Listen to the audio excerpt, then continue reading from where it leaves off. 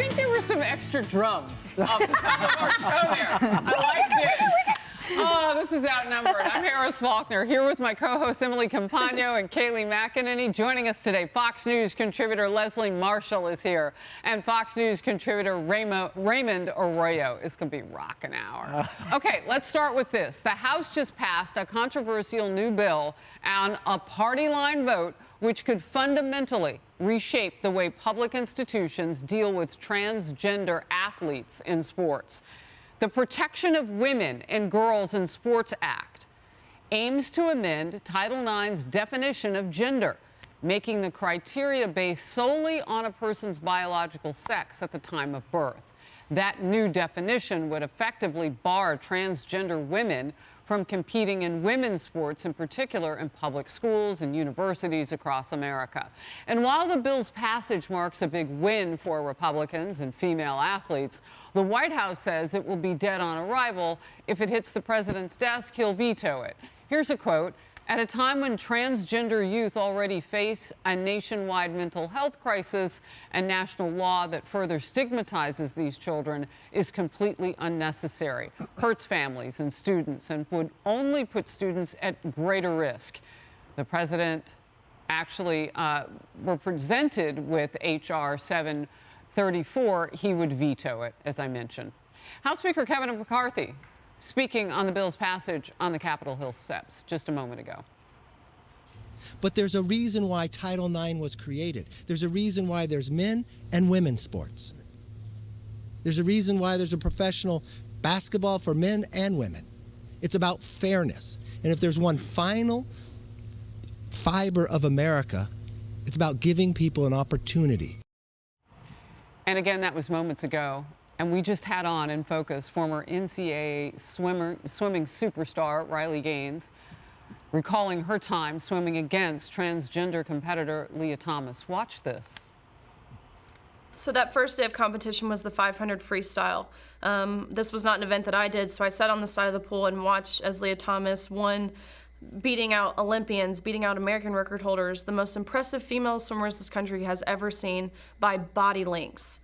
This one swimmer beat every other swimmer in the country by seconds.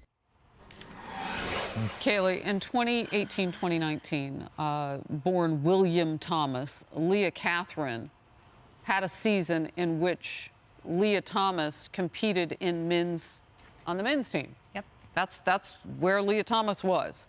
Ranked 554th in the 200 freestyle, 65th in that 500 freestyle. So not competitive in the men's races at all.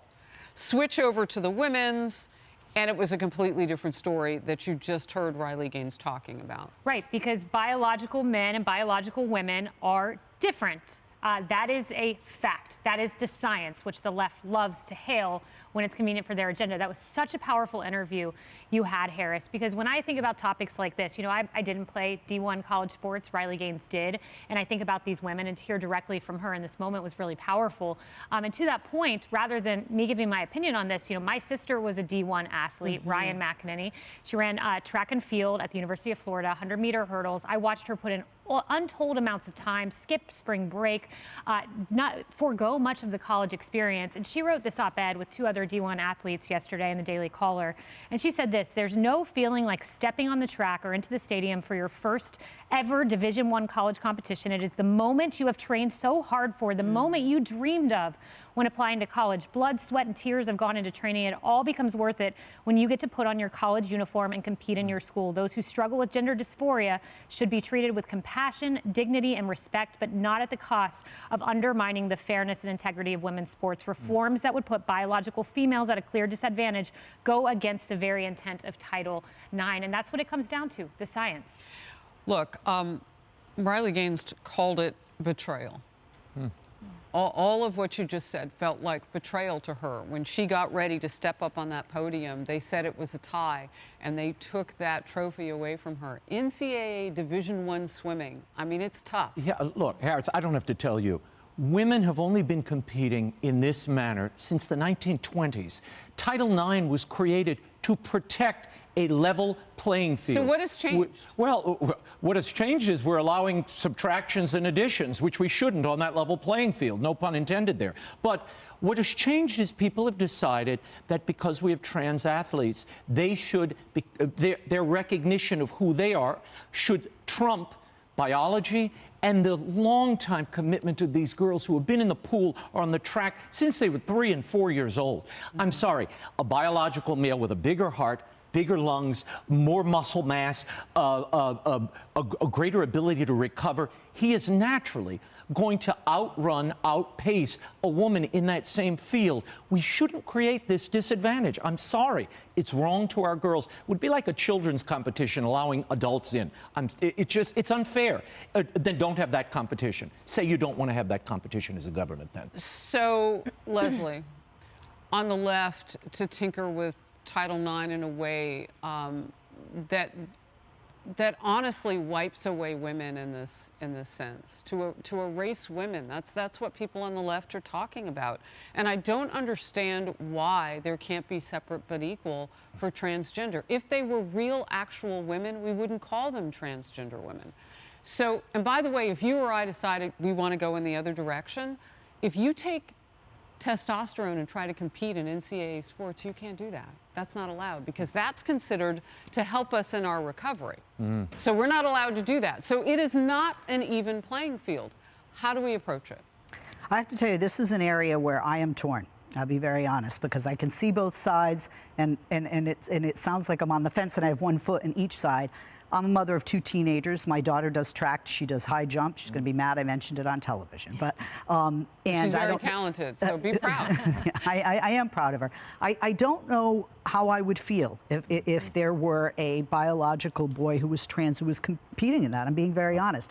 But at the same time, I'm uncomfortable with the discriminatory aspect of it. Because I feel like, you know, whether it's a state like Florida, don't say gay, or other places in this country that was never where there's so much legislation going on, it seems attacking trans youth. And living in Southern California, we have a sizable trans youth. Let me pause. How does this attack trans youth? Because when Riley Gaines talked about male genitalia just hanging out in the middle of a women's locker room, how is that attacking? How is that attacking trans youth? I really want to try to understand, because if your daughter were put in that position, what would you tell her? Well, I'd have to be put in that position. I don't know. That's why I said I'm torn. Potentially could be coming if your child is, you know, under the age of 18. Right. But to answer your question, the reason that I feel it's discriminatory is because I think we would all agree here, whether we're Democrats or Republicans, independents or, you know, pieces of each. This is not the most pressing issue in our nation. This is not an issue that affects most of us in our But Joe Biden you don't get to changed punt Title and IX. dodge because you have a I agree with you. I agree with you. Government shouldn't be involved, but Joe Biden changed the statute to protect women athletes. Exactly. But I don't. And here's the other thing: I don't feel that government should be involved. I don't think it should be federal. I don't think it should be state. I do think it should be the individual sports organizations that make these decisions. There you go. Okay, and I do feel that. But I am torn between. You know, I feel the attacks, if you will, on trans, and then on the other side as a parent of a female athlete. All right. So, Emily, the left has brought in, if you don't agree with them on this issue, the left has brought in, it is to protect the psychological mental health issues that are popping with trans athletes. So the government definitely thinks it's an important issue. It just thinks that the trans athletes' mental health is more important than the actual women and girls' mental health. Well, and I think, you know, in the discussion about protection, I noticed that you used the word discriminatory application. You said discriminatory, and I think that is what protection is being construed as. Not the protection of the mental health of those trans youth, but the protection of the sanctity of biological women in the sport. To me, the fact that that is absolutely undeniable biologically makes the rest of the conversation so confusing. You can protect trans youth's mental health. You can protect them from laws and discrimination in society while preserving the sanctity of women biologically in sport, because you recognize that with the added level of hormones, with the added level of muscle capacity and heart and lungs and all that stuff, that lends to a predictable, verifiable, unwaverable result that therefore has no place in the conversation of protection of rights. And I note that, you know, think about who's talking and who's not. So we have only 2 figures, for example, of women at ESPN, Sage Steele and Sam Ponder.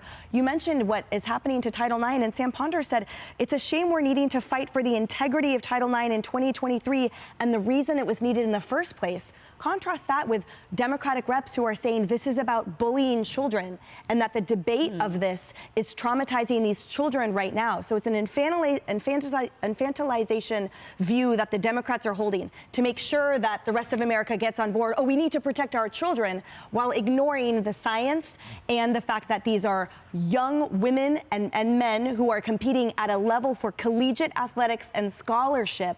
It's a longer conversation than we have, but those are important points. So it's interesting because in listening to both of you, at the bottom line, I would say this, Leslie. If there are ways to protect the mental health of transgender athletes, because no one can deny the bullying. You can't. I mean, it happens to them. There's got to be a way to put them in sports which is equal to everybody. I would think that they would want to compete on an equal playing field as well. Yeah. It's a big topic. Hey everyone, I'm Emily Campagno. Catch me and my co-hosts Harris Faulkner and Kaylee McEnany on Outnumbered every weekday at 12 p.m. Eastern, or set your DVR. Also, don't forget to subscribe to the Fox News YouTube page for daily highlights.